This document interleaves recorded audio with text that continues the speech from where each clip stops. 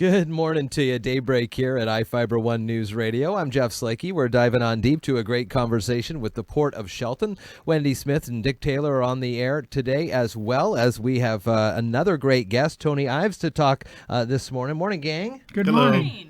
Tony, tell me a little bit about yourself. You are with you have a space up at the Port of Shelton properties there, and you are with Northwest Pearl. Is that right? We're a Tier 2 producer processor, family-owned business.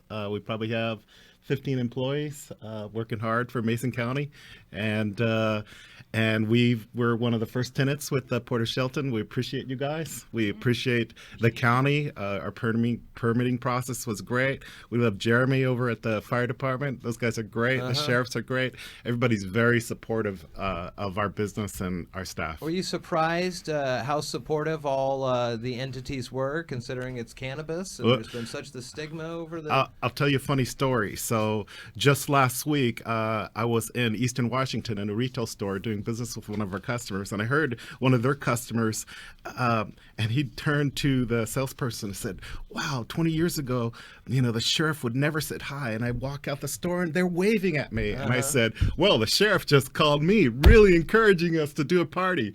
So I said, things have changed. It certainly has changed. My gosh. What is this party then we're talking about? Okay, well, we were trying to do an event the end of August up at our warehouse. It was going to be a pretty big event with a band, but we've kind of tempered expectations a little because it was too quick. Sure. So we're trying to plan it for next year.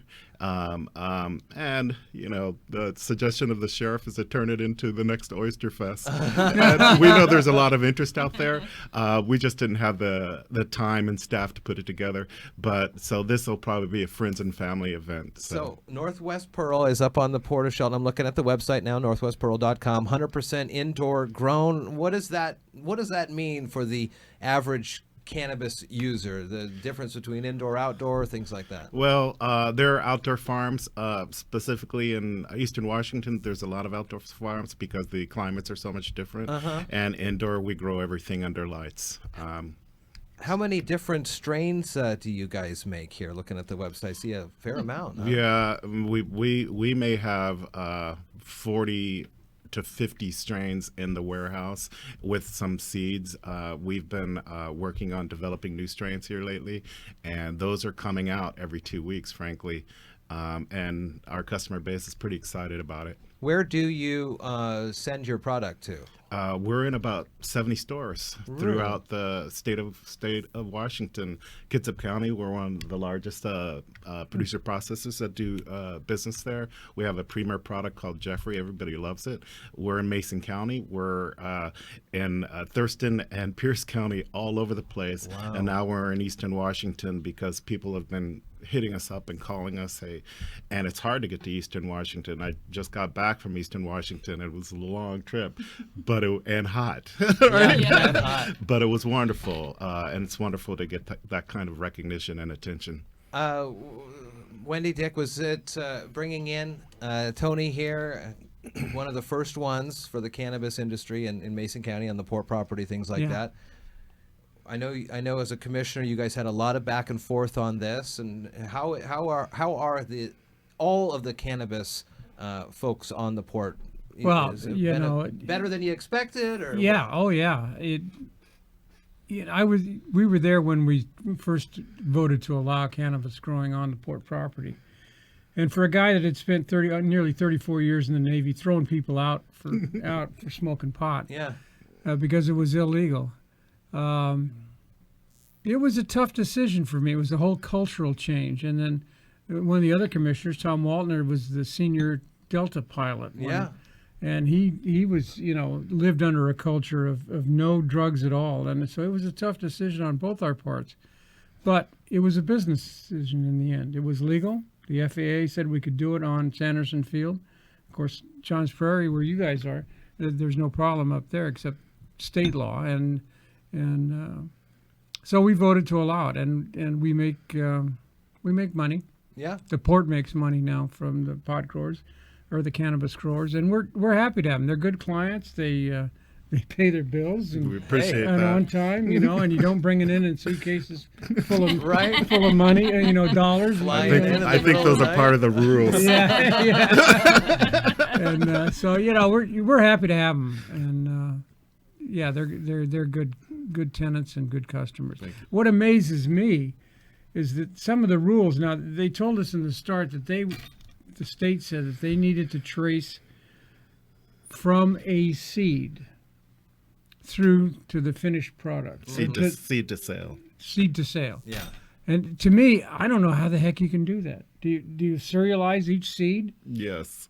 Really? Is that how it works? Just like Just like the your mic microphones. signals here. Every single Really? seed. Yeah, Every single seed has a everything's in barcode. inventory. Everything's tracked through the system. And that being said, they're about to do a new traceability system right Wow. now.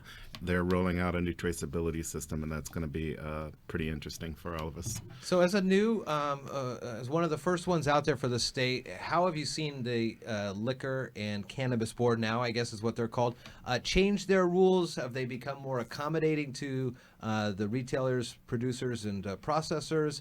Or how are things working with your relationship with the LCB? Pause. So that being said, that question is very interesting. I'm a member of a group called SAGE. It's Sound Artisan Growing Ethics, and we have a board seat on the LCB advisory panel. And that meeting is today, frankly. Okay. Oh, okay. And I'll be on the panel. There's probably 13 to 14 members on the panel, including the director and the LCB board of directors, along with one of the attorneys from one of the tribes, and some producer processors, and a representative sample of various organizations, cannabis organizations around the state. The LCB, the laws seem to be fluid, and the regulations seem to be fluid, and I think all of the growers and retailers, frankly, feel that they want to have a stronger voice in how decisions are made. So it's very interesting for me to go back and read the law. And I have to say, the Secretary of State's office has been very helpful, and they know me now.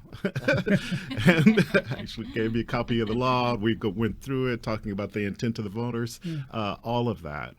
And so what we're trying to see, we're trying to discover is more transparency with the LCB, how things get done, how laws are changed, and what effect our voices will have on influencing the legislation.